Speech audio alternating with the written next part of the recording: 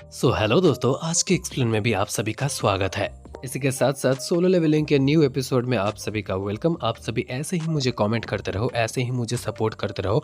And support तो आप लोग यार आमागामी में तो बहुत ही ज़्यादा दिखा रहे हो।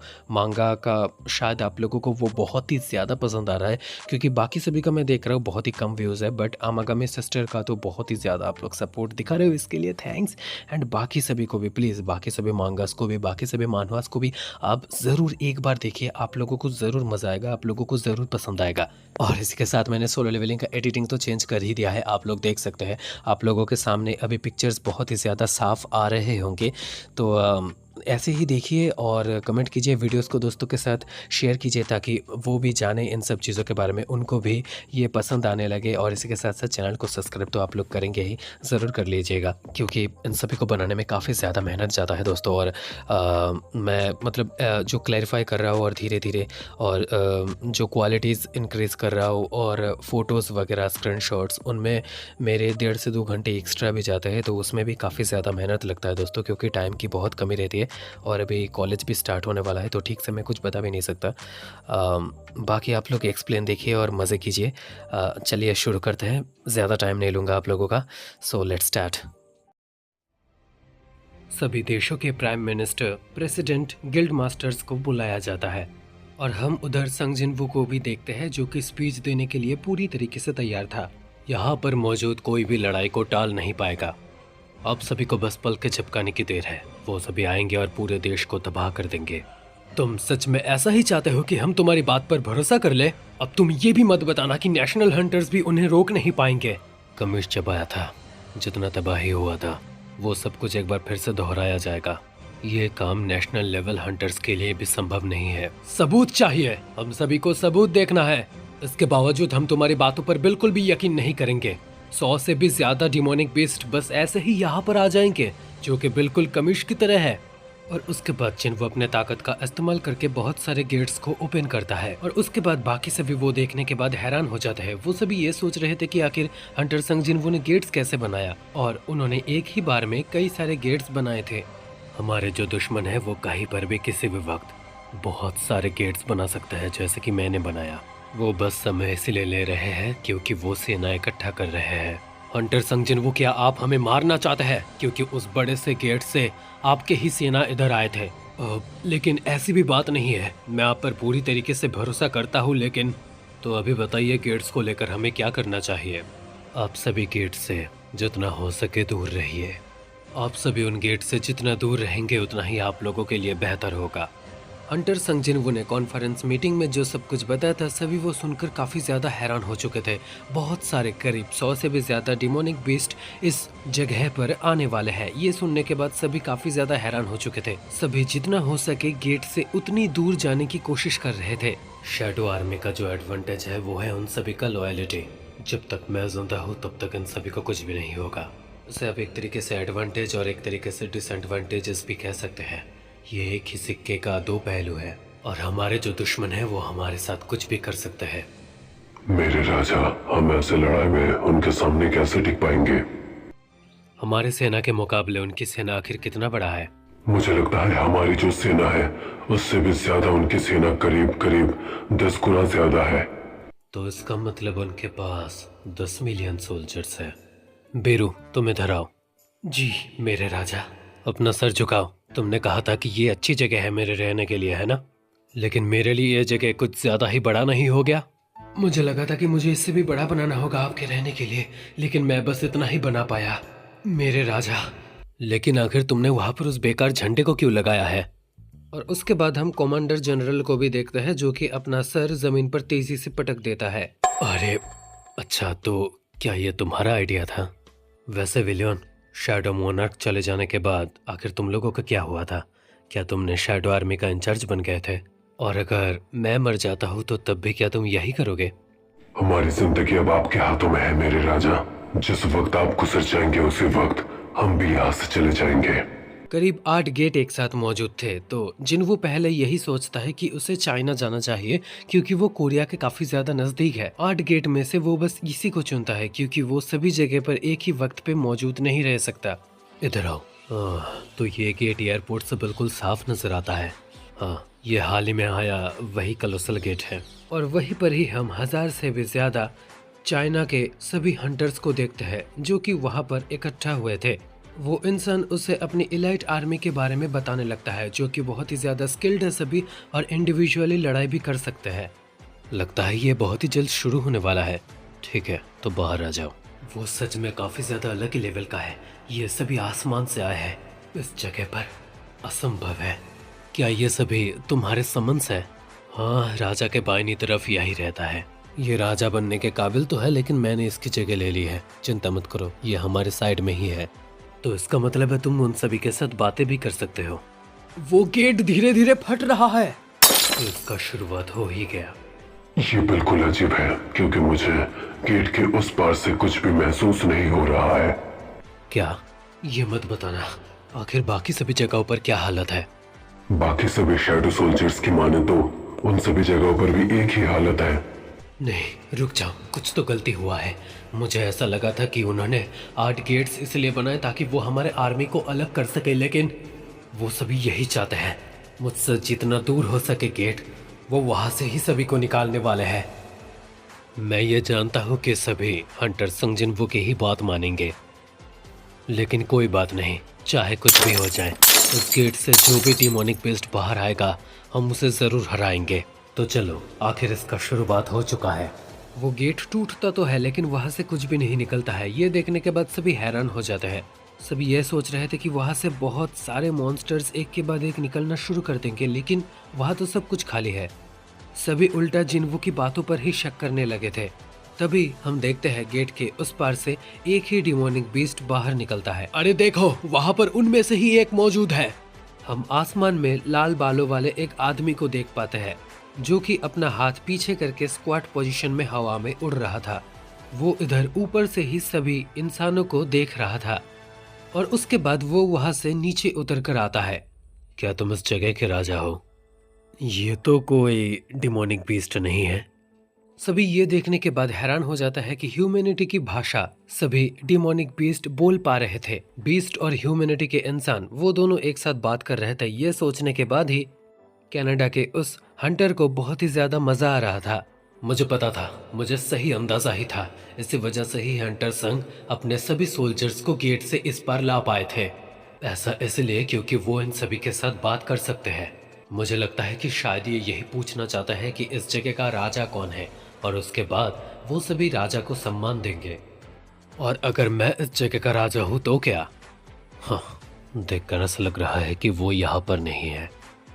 ऐसा लगता है कि कनाडा के साथ हम बिल्कुल भी बात नहीं कर पाएंगे। जरा आप 1 सेकंड के लिए रुकिए। हंटर बुरे होके एडम वहाँ पर मौजूद है और फिर कॉल पर। जी, हंटर संगजिनवू का ही है। जल्दी बताओ तुम कहाँ पर हो। अभी ये मत कहना कि कनाडा के कॉलोसल के सामने। मैं मेरे बाकी एजेंट्स के साथ यहीं पर ही हूँ। लेकिन आखिर तुम वहाँ पर गए क्यों हो? हम बस ऐसे ही बैठे नहीं रह सकते, इसलिए हम यहाँ पर कनाडा में आ गए। यहाँ पर मेरे साथ बाकी सभी एजेंट्स भी मौजूद हैं और वो सभी भी यहाँ पर ये देखने के लिए आए हैं। अरे नहीं, ये बिल्कुल समझ नहीं पा रहे हैं कि दुश्मन कितने ज्यादा पैमाने में है। वैसे क्या तुम्हें गेट में वहाँ पर कुछ चेंजेस दिखे? नहीं, ये गेट भी बाकी सभी गेट्स की तरह बिल्कुल खाली है। चलो, शुक्र है। जरा 1 सेकंड के लिए रुकिए। गेट से कुछ तो बाहर आया है। एक इंसान गेट से बाहर आया है। एक इंसान नहीं, एक आदमी।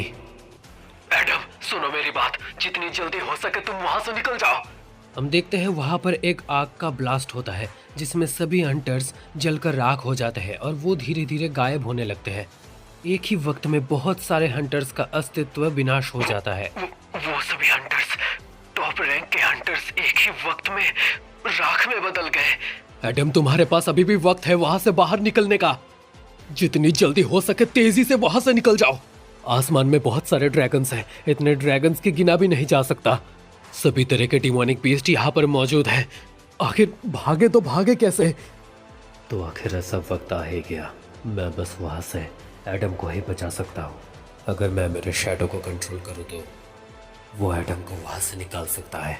और तभी वहां पर जिन्वू का एक बड़ा सा शैडो पहुंच जाता है। हंटर संग जिन्वू, हम यहाँ से अभी टेलीपोर्ट करने वाले हैं। आखिर तुम्हें क्या लगता है तुम कहाँ पर जा पाओगे शैडो?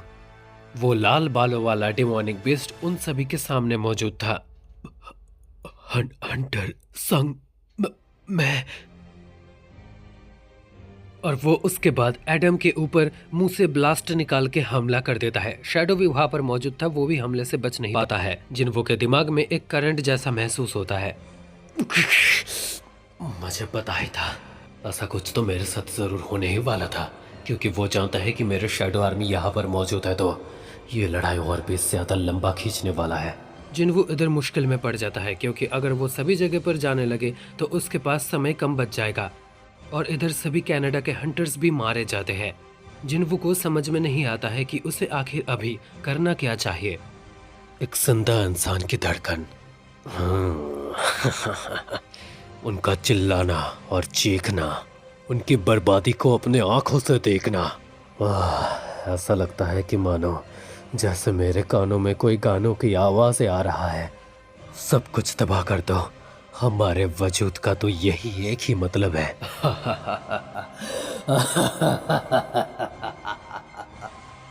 सभी एक के बाद एक धीरे धीरे करके मर जाते हैं। सभी हंटर के एजेंट्स, पोस्टर सीन्स, एक दो नेशनल हंटर्स और सभी जगह के hunters.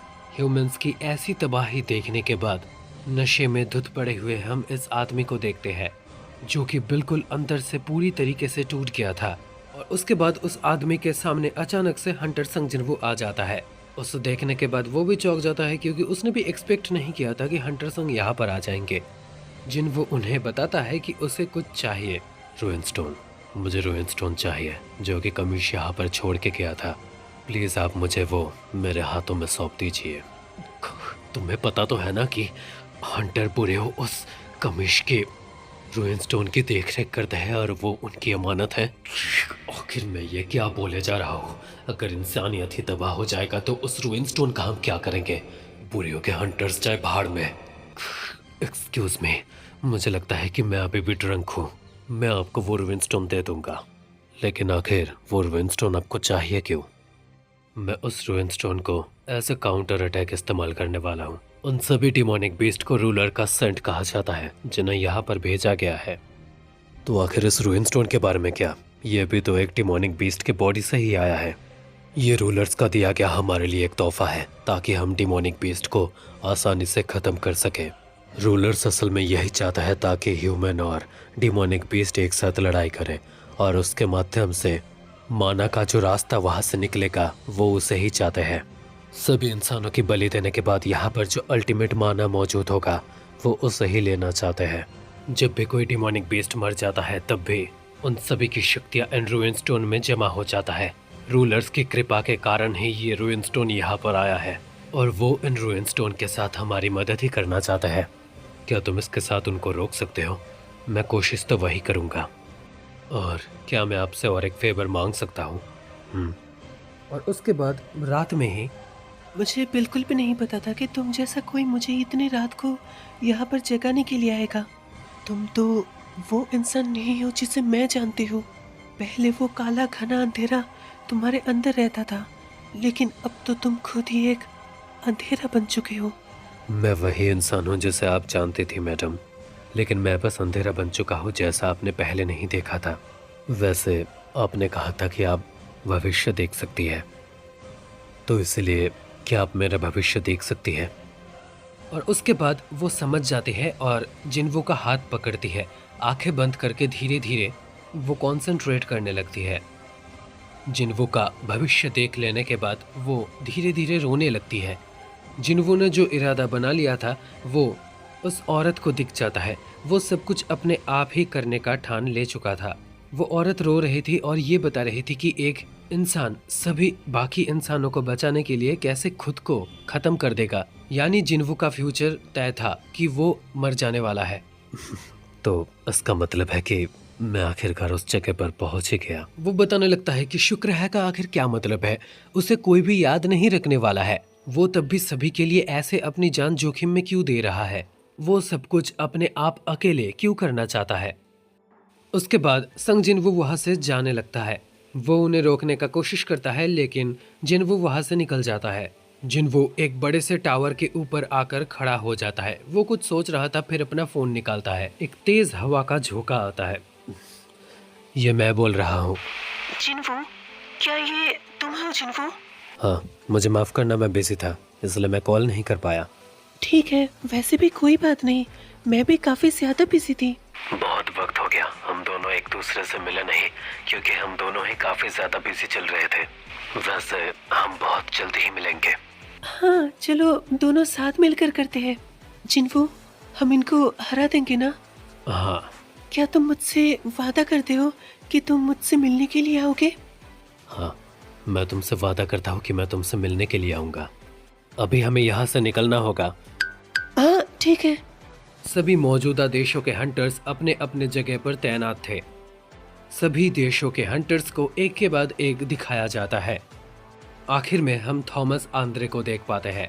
Asian Hunter alliance, Europe Hunter alliance, African temporary guild union, Chinese emergency response alliance, सभी वहां पर तैयार थे। हंटर छा को हम देखते हैं जो कि प्लेन के कैबिन की तरफ आगे बढ़ रही थी। हजारों की तादाद में हंटर्स बैटल के लिए तैयार थे और दूसरी ही तरफ डिमोनिक बीस्ट के सामने सभी हंटर्स मारे जा चुके थे।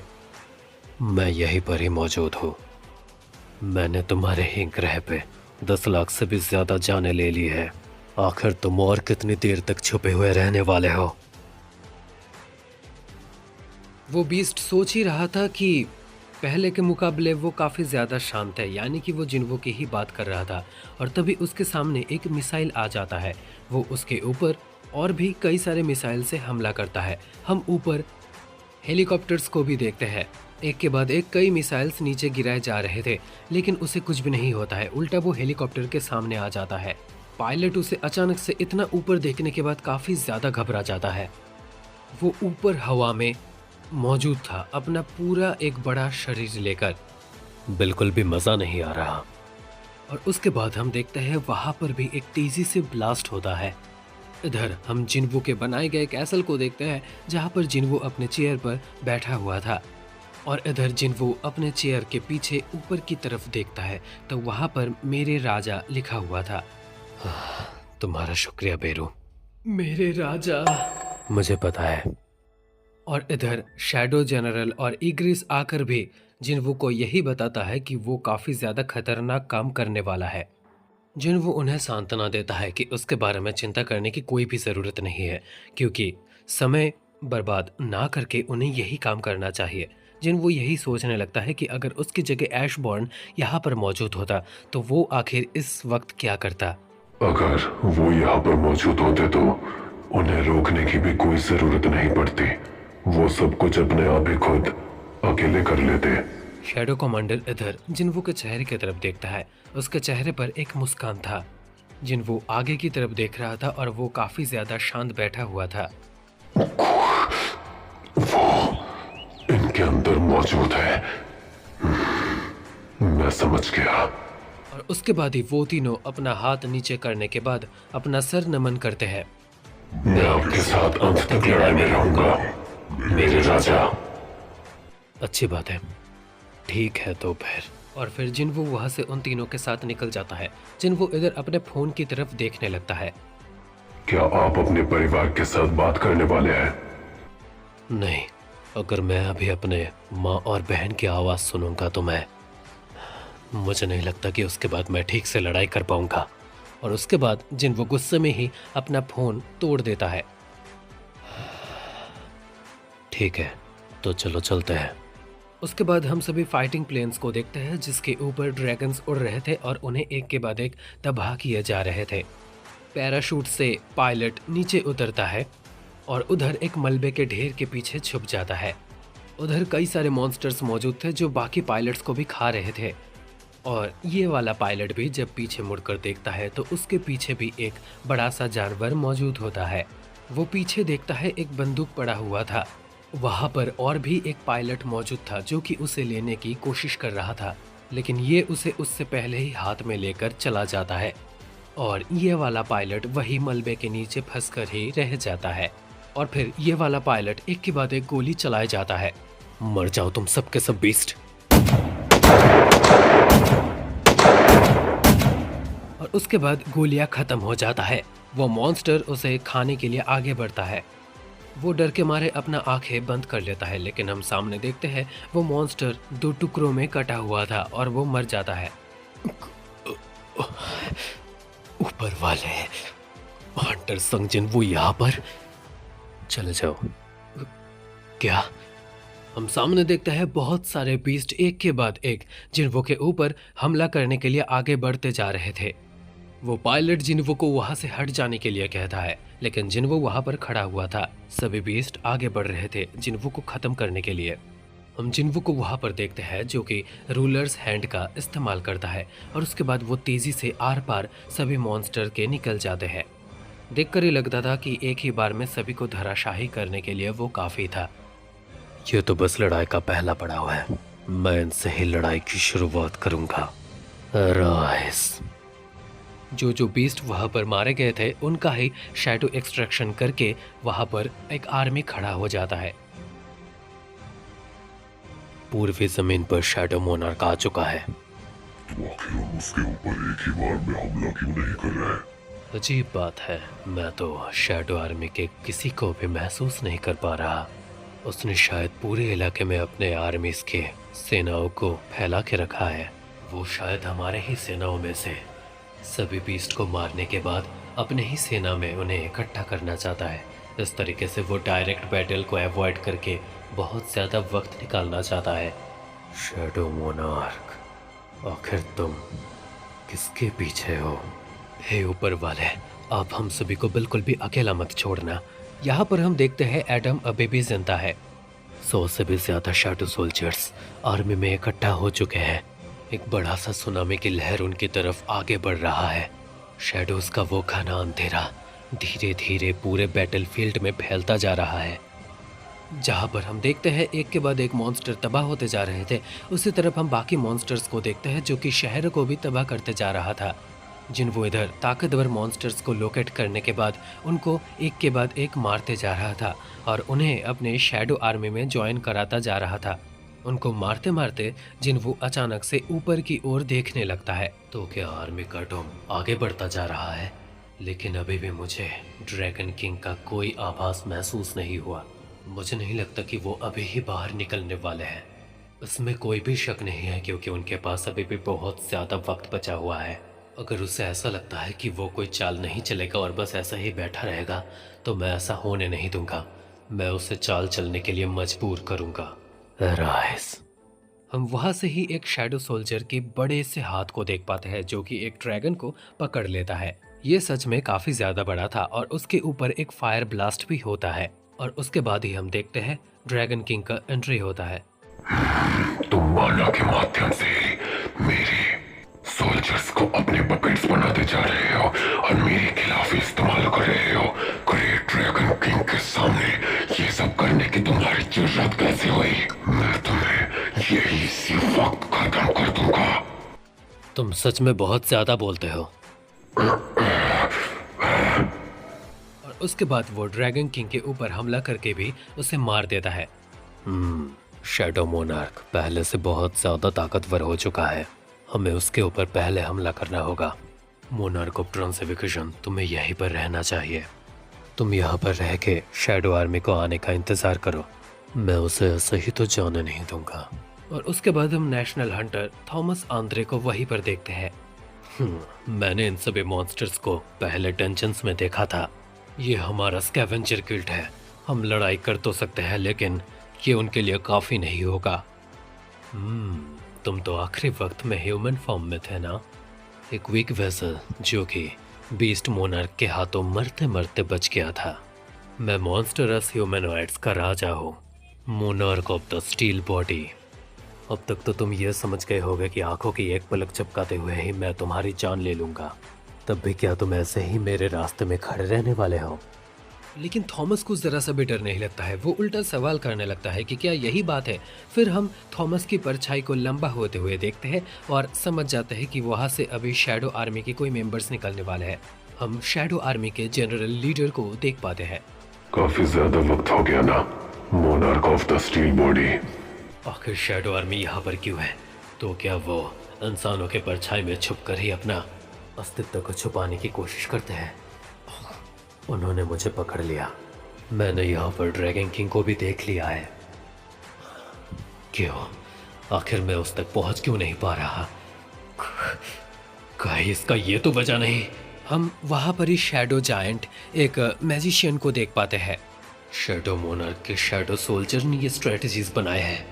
ये सभी मरे हुए सोल्जर्स तब भी ऐसे एक के बाद एक कैसे एक दूसरे की मदद कर सकते हैं? तो आखिर यही पर ही मुझे इंसानियत का अंत करना होगा। और उसके बाद ही monarch of the steel body अपना पावर अप करने लगता है। वो मोनार्क बनने के काबिल ही नहीं, उसे मोनार्क का हक मिलना ही नहीं चाहिए। तुमने अभी अभी जो कहा उस चीज को वापस ले लो। ये मेरे राजा का बहुत बड़ा अपमान है।